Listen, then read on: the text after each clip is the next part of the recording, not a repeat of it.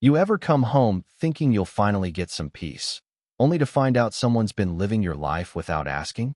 That's what happened to me.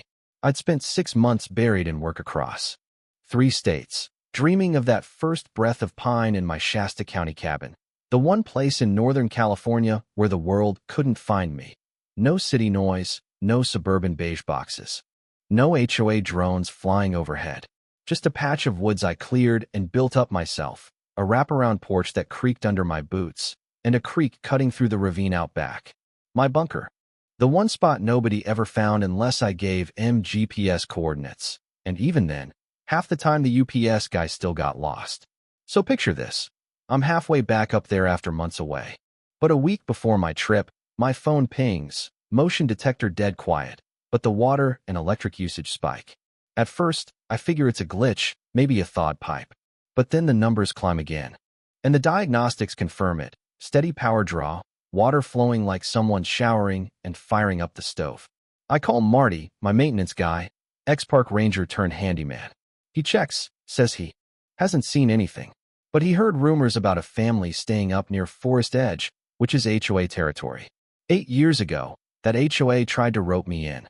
President Karen Shepherd, always in her sun hat, chirping about sanctuary and order. I told her and her little suburban empire to take a hike. Still, I hadn't thought about her in years, until now. I drive up, nerves on edge, not sure if I'm about to find a bear, a squatter, or just a busted water heater. But when I pull up, there's a Nissan parked in my driveway, kids' toys on my porch, and laughter drifting out of my own kitchen. I circle, camera out, then just barge in. Inside, 2 women in bathrobes are making soup, talking on speakerphone like they own the place. They freeze when they see me. Can I help you? One snaps. I should be asking you that. I say, showing my ID, holding my phone up. This is my house. No, it's not. We have keys. The other shoots back. Then she drops her name, Karen Shepherd, HOA president. My jaw nearly hits the floor. She claims the house is under community care, that I'd signed off on management by the association.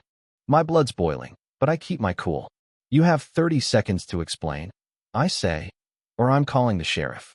Before they can cook up a story, a guy comes in with a toddler, grocery bag on his hip. Hey man, sorry, we were told you'd moved out. We've been paying the HOA to stay here. I'm done playing nice. I block their car, turn on my phone camera, and call the sheriff. You're all trespassing. You need to go now. There's that moment, when you realize someone's not just in the wrong. They really, truly believe they're right. The man looks panicked.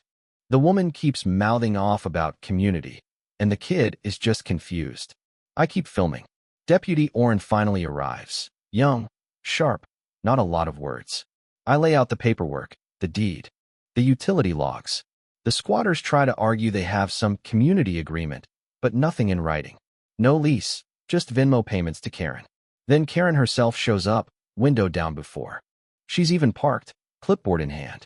She tries to sell Orrin on her story, says there's a custodial declaration form, signed by me, filed in May, granting the HOA authority.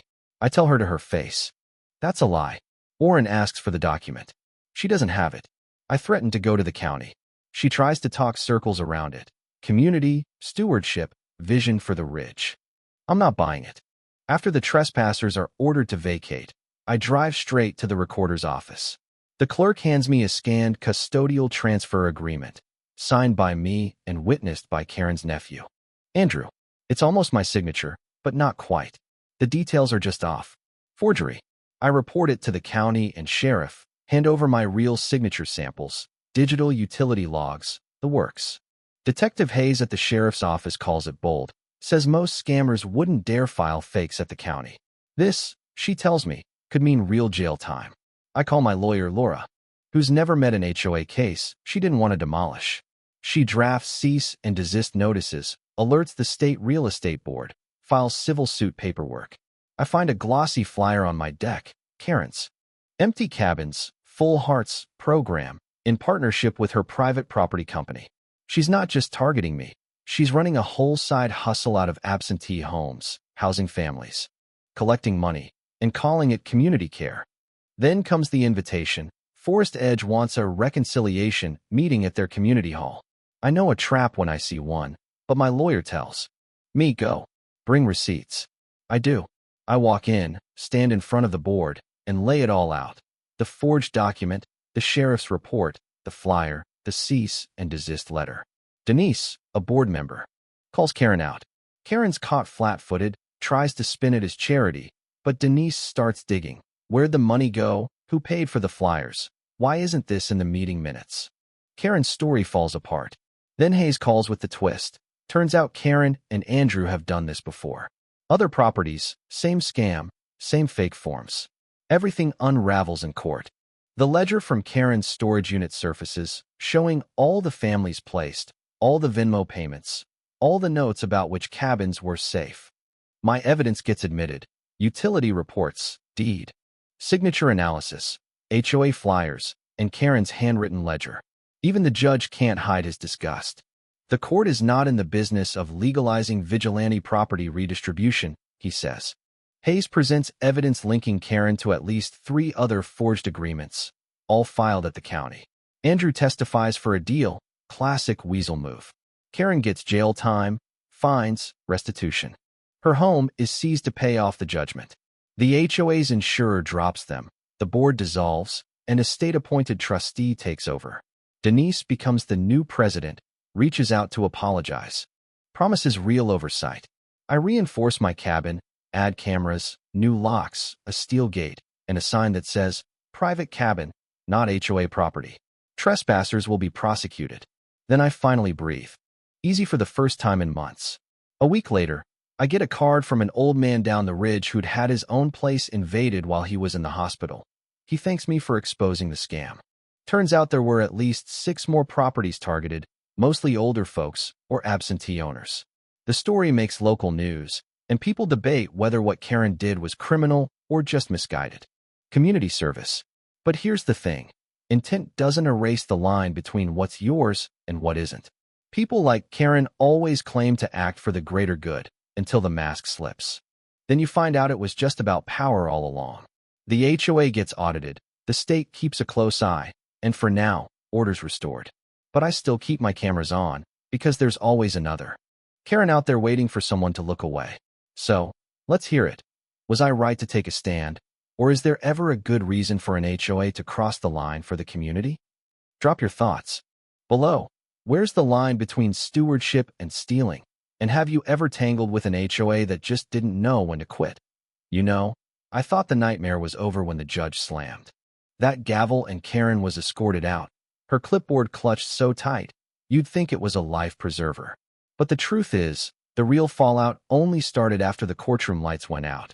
In small towns, especially out in the woods, news doesn't just travel. It burrows into the soil and takes root. You'd be surprised how many people crawled out of the woodwork after that verdict. Some just wanted to shake my hand. Others, they brought their own stories, quiet, desperate confessions of HOA overreach, land grabbed by paperwork, cabins managed without permission. Turns out, Karen's brand of community service was more like a virus. A week after her sentencing, my mailbox started overflowing. Legal notices, thank you cards, even a couple of pies, one still warm. Ron B., the old-timer with the lakefront trailer, sent me his grandfather's old compass with a note for finding your way home when folks try to move the lines. That one hit me right in the gut. I'm not gonna lie, but just when I was settling into a sense of closure, thinking maybe I'd finally get back to the peace I built out here, the storm started up again. See, when you shine a light on one nest of snakes, sometimes you spook the whole damn hillside. The county's fraud investigation cracked open more than just Karen's old filing cabinets. They uncovered a whole network, other small-time HOA presidents, a couple notaries, even a real estate agent who'd been rubber stamping paperwork for years, no questions asked, for the right donation. Absentee owners, elderly folks in nursing homes, single parents scraping by in the city, all targeted for these temporary stewardship schemes. County records, falsified signatures, homes flipped like cards at a poker table. I thought my story was crazy. Turns out, I was just the first domino. That's when Detective Hayes called. You up for testifying again? She asked, her voice bone-tired but almost excited. Looks like you started something, Kevin. She laid it out. This thing was turning into a regional scandal.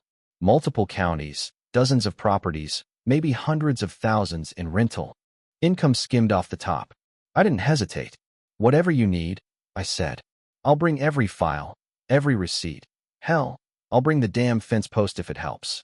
So there I was, back in a different courthouse, this time not as the lone plaintiff, but as one of many. And that's where I met Gloria, a widow from down in Redding. She'd lost her cabin for nearly a year, walked in one weekend to find total strangers baking banana bread and watching old sitcoms in her living room. She'd tried to fight it alone, but didn't have the money for lawyers. Her hands shook as she thanked me. I told her, "You don't owe me a thing, but you do owe yourself to speak up, even if your voice shakes." You could feel the tide turning in that room. One by one, folks reclaiming what was rightfully theirs, learning that silence is not consent, and justice doesn't always show up in a uniform or a briefcase. Sometimes, it starts with a stubborn engineer who just wanted to fix up his porch. But of course, the other side fought back. Karen's old lawyer, the one with the too slick hair, started sending settlement offers around, quiet payouts, non-disclosure agreements. Hush money dressed up as reconciliation. Some took it. Can't blame them. Really, fighting a legal battle eats you alive, and not everyone has the energy to finish what someone else started. But I refused. My attorney, Laura, doubled down. She even got the state bar involved, which put the fear of God into a few folks. Here's where it gets wild. The deeper the investigators dug, the clearer it became that this wasn't just about money or property. It was about power, the slow creep of little rules stacking up until they turned into chains. Turns out, a few board members from Forest's Edge tried to run for county supervisor, using all that community stewardship to boost their resumes, like they'd been saving the world one illegal lease at a time. One even pitched himself as the man who turned vacant land into homes. You can't make this stuff up. But the backlash was immediate. Every news story that aired, every resident that spoke out, every file brought out of the shadows just piled on more pressure. By the end of the summer, the state's attorney general had announced new guidelines for property transfers and HOA authority, stricter notary rules, and a hotline for reporting suspicious activity. One by one, those little empires started to crumble. Back at the cabin, I kept tightening my defenses, solar lights, new fencing, a couple of game cams that streamed straight to my phone. But honestly, I didn't feel afraid anymore. What I felt was responsible. Like maybe the best legacy you leave behind isn't the land you keep safe, but the neighbors you help find their voice. I started holding coffee mornings on my porch. Just a few folks at first, then more. Not an HOA, God no, just a bunch of stubborn mountain people swapping stories and watching each other's backs. I even let Ronby hide his old fishing boat behind my woodshed. Call it rent for the compass. As for Karen, she vanished, at least publicly. Last I heard, she was living with a distant cousin up in Oregon, banned from ever serving on any homeowners association again. Her nephew, Andrew, paid his fines and got a job at a hardware store, keeping his head down.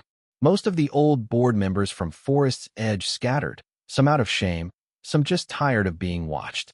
Denise, the new president, still checks in with me once a month, always brings pie, bless her heart. You know, I learned something in all this. Sometimes community isn't about the rules on a sign or the logo on a flyer. It's about drawing a line, sometimes. Literally, sometimes with a lawsuit, and having the guts to stand behind it. No matter who comes knocking with a smile and a clipboard. It's about protecting the quiet, yes, but also about raising your voice when it matters most. So now, every time I walk that gravel road and see my no trespassing sign gleaming in the sunrise, I think about how close I came to losing everything I built, and how a single fight, one stubborn refusal to roll over, can echo a whole lot farther than you ever expect. Maybe that's what justice really is, not just getting your land back, but helping others find their way home, too. So, what about you? Ever had to stand your ground when nobody believed you? Ever had an HOA or a neighbor cross the line and pretend it was for your own good? Drop your stories below. Let's hear where you draw the line and what community really means to you.